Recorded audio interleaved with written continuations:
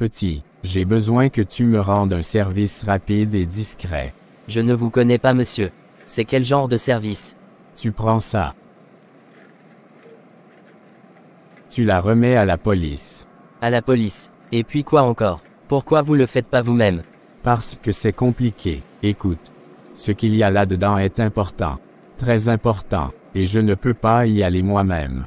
Mais toi tu es anonyme, tu n'as pas de problème. Justement. Je ne veux pas en avoir. Je ne veux pas me retrouver mêlé à une affaire louche. Un instant. Tiens, pour 10 minutes de ton temps. Tout cet argent juste pour déposer une clé USB. Qu'est-ce que ça contient? Et si la police me pose des questions? Tu n'as pas à l'ouvrir. Ni à savoir ce qu'il y a dedans. Tu dis juste, un inconnu m'a demandé de remettre ça. Et tu t'en vas. Et si on me demande c'est qui cet inconnu? Je dis quoi? C'est quoi ton nom? Tu dis que tu ne le connais pas. Que c'était un type pressé. Bizarre peut-être. Mais tu ne sais pas son nom. Et c'est la vérité. Mais moi si jamais il y a un truc grave dedans, un truc illégal, c'est moi qu'on va suspecter. Tu n'as rien fait de mal. Tu fais juste ce que quelqu'un de bien ferait. Donner une preuve. Et la police saura quoi en faire. C'est quoi là-dedans? Alors tu as perdu tout cet argent. Et peut-être une chance d'aider à faire éclater la vérité.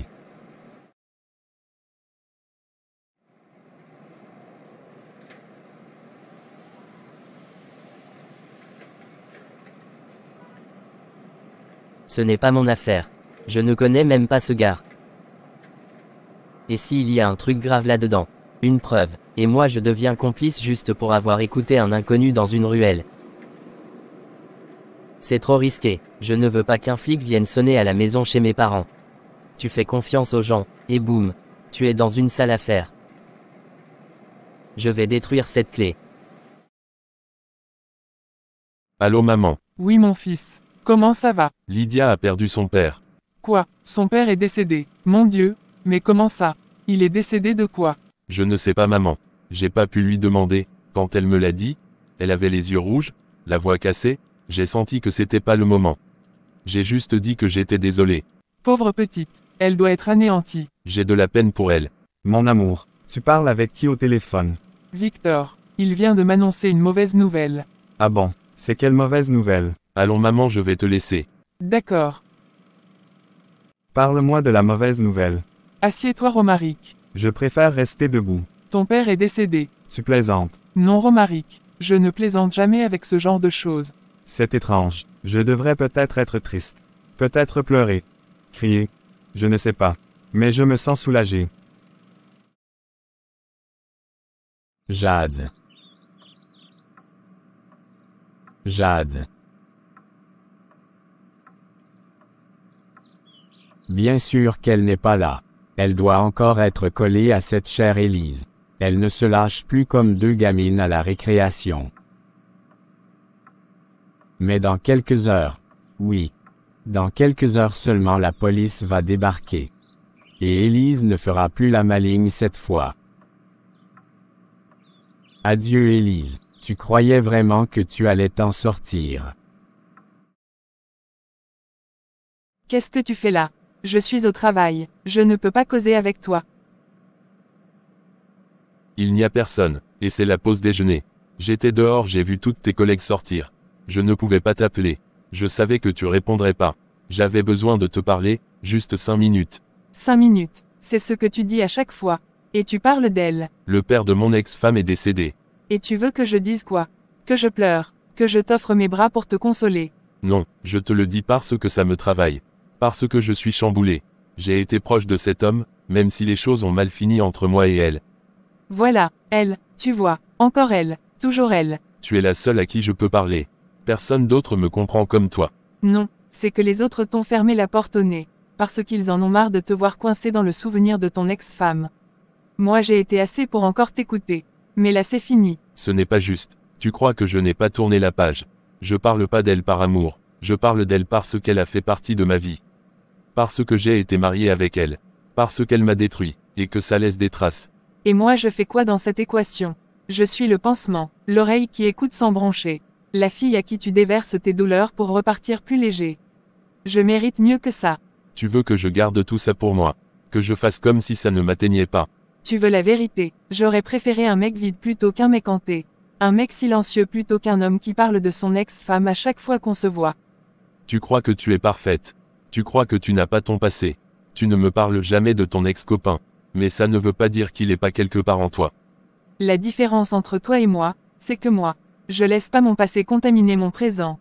D'accord, je vois que je perds mon temps. Tu ne veux pas comprendre. Mais si tu refuses de me parler ici, je viendrai te parler ailleurs. Je sais où tu habites. Pardon. Si je ne peux pas te parler ici, je passerai chez toi. Je m'assierai devant ta porte, je t'attendrai. Tu viens de franchir une ligne. Tu crois que ça c'est normal. Que c'est sain. Tu viens m'intimider maintenant. Tu crois que je vais te laisser faire. C'est pour juste te parler pourquoi tu t'énerves. Parce que tu ne comprends pas les limites. Je vais prévenir la sécurité. Je vais leur dire de ne pas te laisser entrer. Tu ne mettras plus jamais un pied là-bas. Si tu t'approches de moi là-bas, ils te mettront dehors. Tu seras traité comme un inconnu. Comme un fou s'il le faut. Tu me jettes comme ça. Juste parce que j'ai ouvert mon cœur. Tu m'imposes ton chaos. Tu ne veux pas guérir. Tu veux traîner les gens avec toi dans ta chute. J'ai assez donné. Je suis fatigué. Épuisé même. Je voulais juste un peu d'écoute. Un peu de compassion. Tu me regardes comme quelqu'un de méchant alors que je suis juste perdu. Victor, tu me fais mal. Tu t'accroches à des souvenirs qui ne t'aiment plus, et tu repousses ceux qui sont là aujourd'hui. Tu veux qu'on t'aime, mais tu parles toujours de celle qui est partie. Je n'arrive pas à l'effacer. Alors laisse-moi tranquille. Je mérite mieux qu'un homme qui vit dans l'ombre d'une autre. Va faire taper avec ton passé, mais ne reviens plus vers moi tant que tu seras hanté. D'accord, je ne te dérangerai plus. Adieu Victor. Je ne t'ai pas encore dit à quel point j'ai aimé notre journée à la plage. Moi aussi, c'était plus qu'une simple sortie. Ça m'a fait un bien fou. Vraiment, j'avais besoin de respirer. De m'éloigner un peu de tout ça. Je l'ai vu sur ton visage. Quand tu as enlevé tes chaussures et marché dans le sable, tu étais comme une autre personne. Plus légère. Tu n'imagines pas à quel point j'étais tendu. Depuis ma sortie. Tout me semble encore flou, instable. Mais cette journée m'a reconnecté à quelque chose d'essentiel. Tu sais que tu peux toujours compter sur moi. Je ne te laisserai jamais traverser ça toute seule. Je le sais, Jade. C'est pour ça que je me suis autorisé à profiter. À rire même. Tu as vu comme j'ai ri quand cette vague nous a surprises et trempés jusqu'aux os. Oui, tu avais l'air d'une gamine. C'était beau à voir. Tu crois que je peux vraiment recommencer à vivre normalement sans être jugé? Sans porter ce poids en permanence. Tu n'as pas à prouver quoi que ce soit à personne. Ce que tu as vécu est dur. Mais tu n'es pas défini par ça. Tu avances. Et moi, je marche avec toi. Pas à pas. Cette plage. C'était plus qu'un décor. C'était comme une page blanche. L'eau, le vent, le ciel. Alors recommence. Écris ta propre suite. Et promets-moi une chose. Laquelle? Qu'on y retournera. Même si ce n'est que pour regarder l'horizon et ne rien dire. Promis. Et cette fois, j'apporterai une grande serviette. C'est tout ce qu'il faut. Un peu d'espoir et des gens qui t'aiment.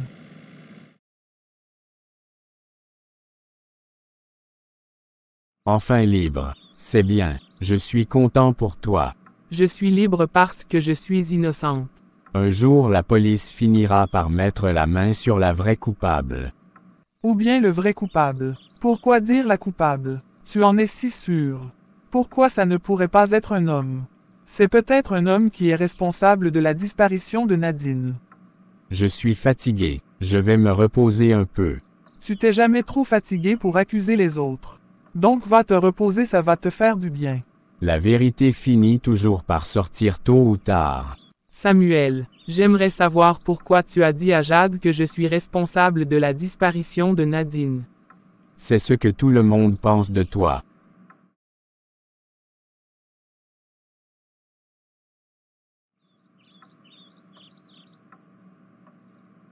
Papa, tu es parti. Aujourd'hui c'est ton enterrement. Je ne t'ai rien dit. J'ai gardé ce secret comme un poids dans ma poitrine. Je me suis dit que j'aurais le temps que ça pouvait attendre. Mais le temps n'attend personne. Tu aurais dû savoir. Tu avais le droit de savoir. Et moi j'aurais dû avoir le courage de te le dire. Pourquoi j'ai eu si peur? Peur de te perdre. Mais regarde. Je t'ai perdu quand même. sans avoir eu la chance de te dire la vérité. Je refuse de refaire la même erreur avec maman. Je refuse de la laisser partir un jour elle aussi sans savoir. Je ne veux pas me réveiller un matin et pleurer sur de silence. Je vais lui dire, je lui dirai tout, avant qu'il ne soit trop tard. C'est promis. Papa.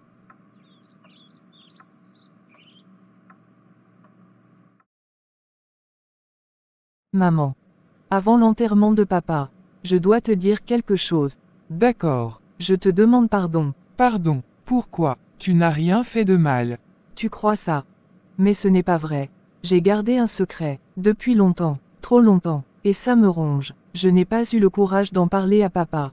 Maintenant il est parti sans savoir. Et je ne veux pas que tu partes toi aussi sans savoir. Ma chérie, je suis là. Dis-moi ce que tu as sur le cœur. Elle est encore très fragile. Le moindre choc, même émotionnel, pourrait compromettre les progrès qu'on commence à observer. Je voulais te dire merci pour tout ce que tu as fait pour moi. C'est ça le secret. Oui maman. Tu m'as fait peur. Docteur Farid a pris une permission aujourd'hui. Il dit qu'il sera à l'enterrement de papa. C'est gentil de sa part. Pourquoi ils n'ont toujours pas arrêté Elise? Est-ce qu'il a rendu la clé à la police? Ou bien il l'a cachée? Et si c'est pour ça que rien ne bouge? Il faut que je me rende à la police.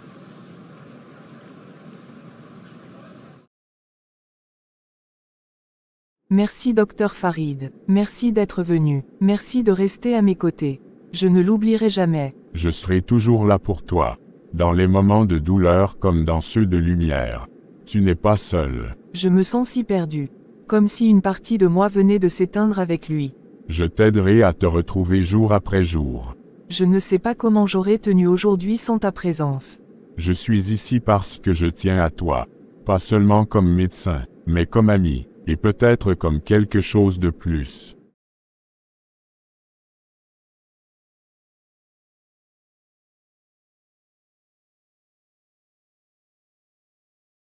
Monsieur Samuel, que puis-je faire pour vous? Je suis venu juste pour poser une question. Je vous écoute. Maintenant qu'Élise est libre, est-ce que vous continuez toujours les enquêtes sur la disparition de Nadine? Pourquoi cette question? Disons que je m'intéresse à l'affaire. C'est tout. Pas spécialement. Mais vous venez jusqu'ici pour savoir si l'enquête continue. Vous ne trouvez pas ça étrange? Je suis juste curieux. J'ai vu comment les gens ont réagi quand Élise a été libérée. Et je me dis, est-ce qu'il y a d'autres pistes? D'autres suspects? Vous êtes très curieux. Trop peut-être. Est-ce que vous avez quelque chose à nous dire? Quelque chose que vous savez et que vous n'avez pas encore partagé? Parce que je me rappelle de la dernière fois. Vous êtes venu nous dire que Élise est coupable de la disparition de Nadine. Elle est libre car il n'y a pas de preuves pour la condamner. Je voulais juste savoir si l'enquête continue. Un instant, je vais vous montrer une photo. D'accord.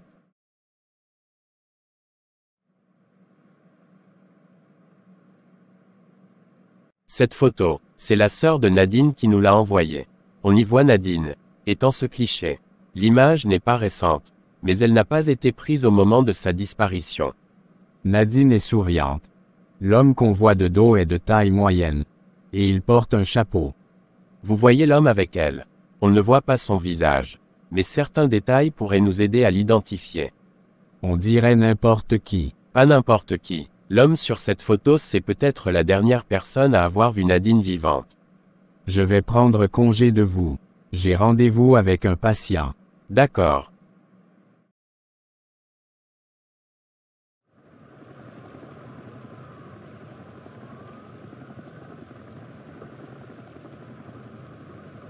Qu'est-ce qui s'est passé? Je ne sais pas. J'étais au travail et puis ma voisine m'a appelé. Elle criait. Elle disait, ta maison brûle. J'ai cru que c'était une blague au début. Comment c'est possible? Tu n'avais pas laissé le gaz allumé. Un court-circuit. Je ne sais pas. J'ai rien laissé. J'ai même vérifié avant de sortir ce matin. Tout était éteint. La télé, la cuisine. Tout. Est-ce que tu as parlé aux pompiers? Ils ont dit ce qui a provoqué l'incendie. Ils ont dit qu'ils allaient chercher l'origine. Mais pour l'instant, ils ne savent rien. Il n'y avait personne dans la maison. Tu avais des affaires importantes à l'intérieur. Tout, mes papiers, mes vêtements. les souvenirs de mes parents. Et de ma sœur Nadine. Je n'ai plus rien. Tu n'es pas seul, on va s'en sortir. Mais pourquoi moi? J'ai fait quoi pour mériter ça? J'ai travaillé dur pour cette maison.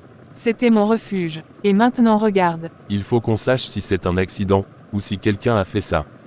Tu crois que quelqu'un aurait pu? Je ne sais pas, mais on va pas rester dans le doute. Je veux savoir ce qui s'est passé. Je ne veux pas vivre dans la peur.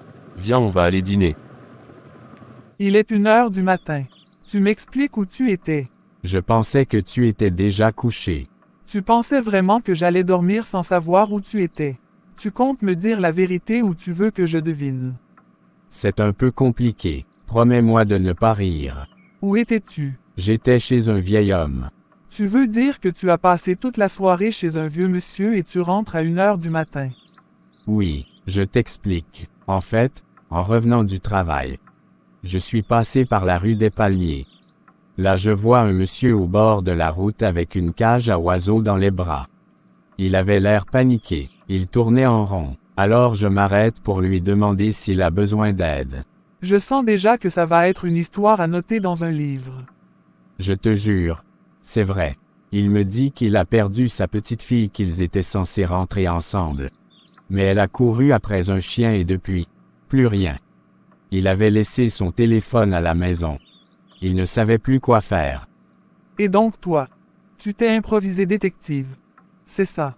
Pas exactement. J'ai accepté de l'accompagner chez lui. Il habite à même pas 10 minutes de là. Je me suis dit, je l'aide à appeler quelqu'un et je repars. Mais une fois chez lui, le type commence à me parler, à sortir des albums photos, à me dire que sa femme est morte il y a 2 semaines, qu'il est seul, et que sa petite fille c'est tout ce qu'il lui reste.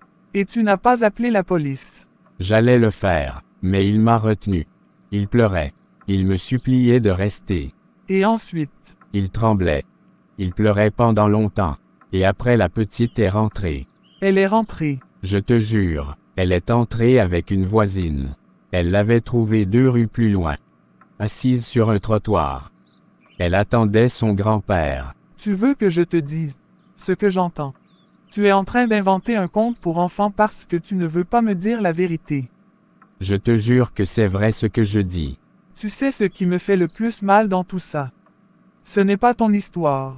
C'est que même si je voulais te croire, ton comportement ces derniers temps fait que je ne peux pas. J'ai merdé, mais ce soir, ce n'est pas ce que tu crois.